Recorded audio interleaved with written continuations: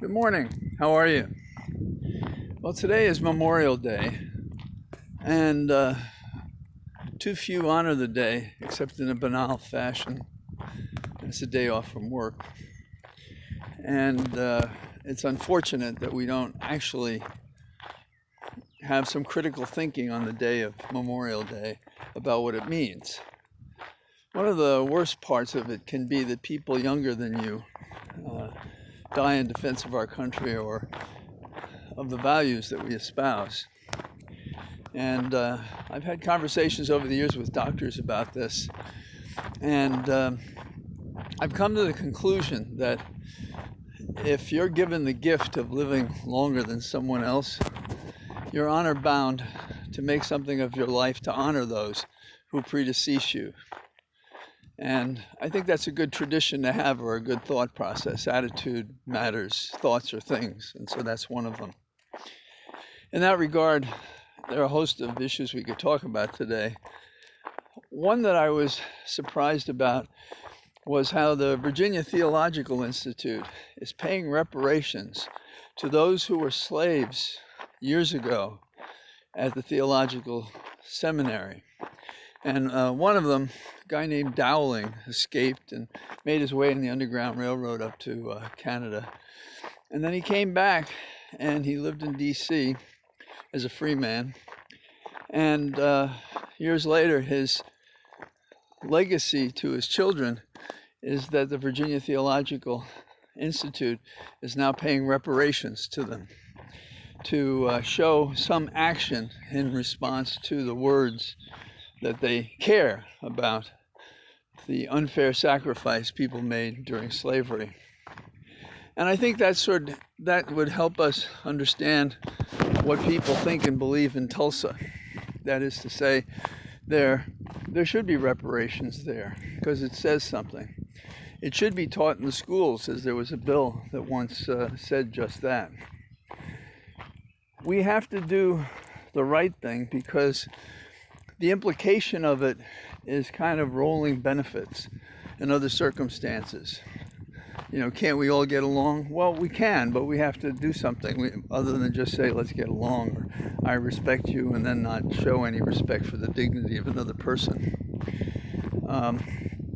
John Conyers, who was the ranking member on the Judiciary Committee, and then the chair of the Judiciary Committee, he would talk to me from time to time about reparations.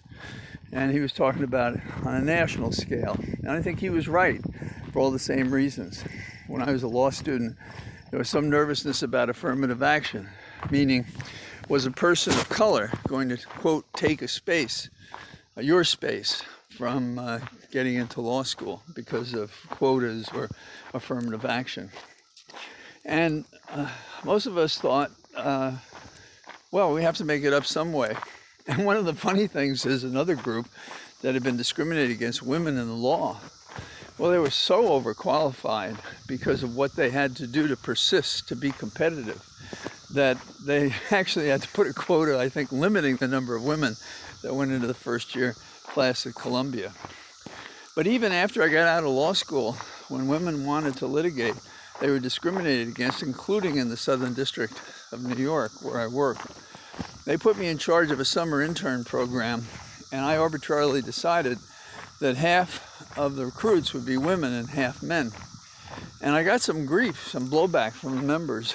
You know, just like, that is the members of the U.S. Attorney's Office. We'd have, if I remember right, a weekly meeting in a large room.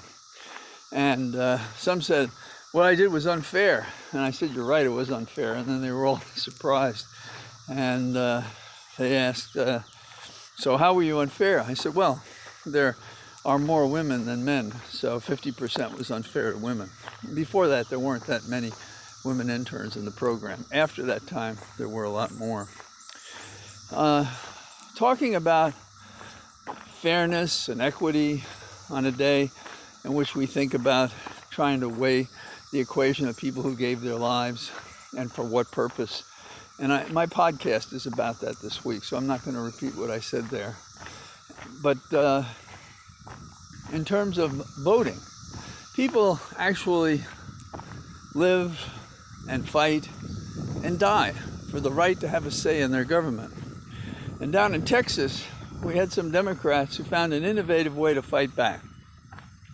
At 10:30 p.m. last night, when the House, the Texas House, was going to close down and was about to consider a vote that would suppress the vote terribly in Texas, unprecedented and unlawfully in my opinion, what the Democrats did was they walked out of the chambers.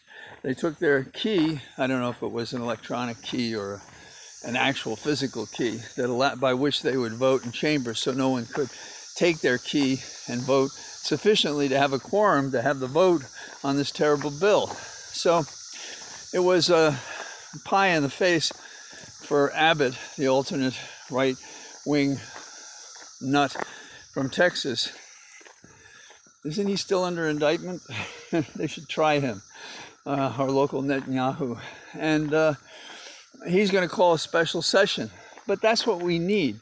That is a political demonstration. That is true, and it educates the country as to what we're fighting with. And you know who can learn from that? The Senate, the U.S. Senate could learn from that. They're going to have another vote on, they're going to have a first vote on S1, which is the voter reform bill, which is to defend us against such crazy bills as come out of Texas and Georgia and Florida and other states as well, to set a standard by which we measure what is a good and fair election.